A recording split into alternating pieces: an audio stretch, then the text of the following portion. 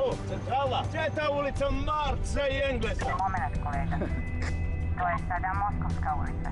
Znao sam da je neki Rus u pitanju. Radnja filma Dječaci iz ulice Marksa i Engelsa odvija se u Podgorici i prati odrastanje braće Stanka i Voje koji pred sobom imaju veliki izazov. Stariji razmišlja o osveti, a mlađi se susreće s prvom pravom ljubavi. Problem starijeg brata što je osveta. I malo manji problem mlađeg brata. Da. Kako ga uzme u trenutku života. Možda je nama sad malo manji, ali njemu sa to doba nije bio. 15-16 godina je ogroman problem da. izgubiti nevinost. Da.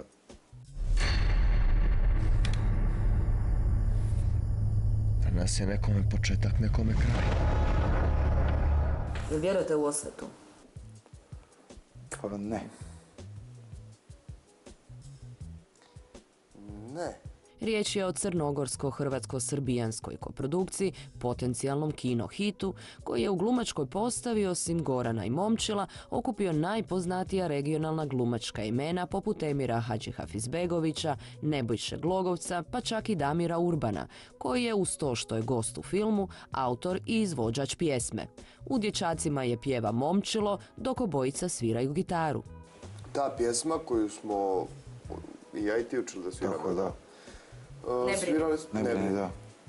Svirali smo je za pravo. U suštini smo, ja i sad, kad bih uzeo gitaru, sjetio bih se makar polovine pjesme. A i svirate, stvarno svirate gitaru? Ne. Ja da malo. Pa ja malo.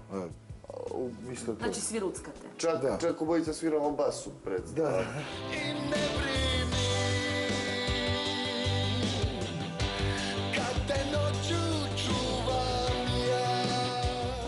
Ko je pjevao? Ne brini. Ili nam pjevanje ne znamo. Dobro, da. Pjevanje nam super ide, ne znam ni ja. Ja sam nešto pjevao u studiju. Ja sam to čuo u filmu, ja strašno pjevam. Ja isto. Baš ubijam, stravično pjevam. Ja nemam, ali sam čuo sebe, ja odlično pjevam. Kako sam gledao film. Jesi siguran da si to bio ti? Ne.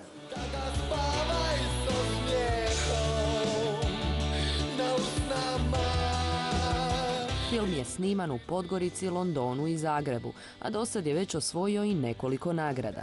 S obzirom na to da je snimanje filma započelo prije 4 godine, glumci priznaju kako su za vrijeme projekcija na neke scene čak i zaboravili.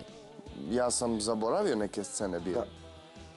Gledao sam film, evo ova scena i onda se flashback neki desi, pa onda ne mogu da gledam fino.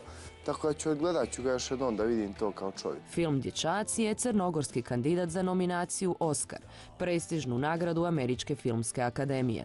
Iako Momčilo i Goran ni u jednoj sceni ne glume zajedno, zahvaljujući filmu postali su veliki prijatelji. Ti dao stari kolega kakve savjete? Ne, dao mi je stan kad sam tek stigao u Zagreb. I savjete za korištenje stana. Da. Ostalo da je stalno. I dok Goran trenutačno snima izvan Lijepe naše, Momčila svakodnevno gledamo pred malim ekranima u ulozi Damira u popularnoj seriji Kud puklo da puklo. Obojica se slažu u jednom, svoj posao nikada ne bi mijenjali. To sam, što sam, bavim se time čime se bavim, obožavam onu rečenicu koju mi često kažu, sam si izabrao. Dobro, možete zamisliti da radite nešto drugo osim glume? To ne. Mogu da zamislim da uživam i odmaram i da radim. Rad je gluma, uživanje, odmaranje, uživanje i odmaranje. Film Dječaci iz ulice Marksa i Engelsa, crnogorskog redatelja Nikole Vukčevića, početkom prosinca stiže i u hrvatska kina.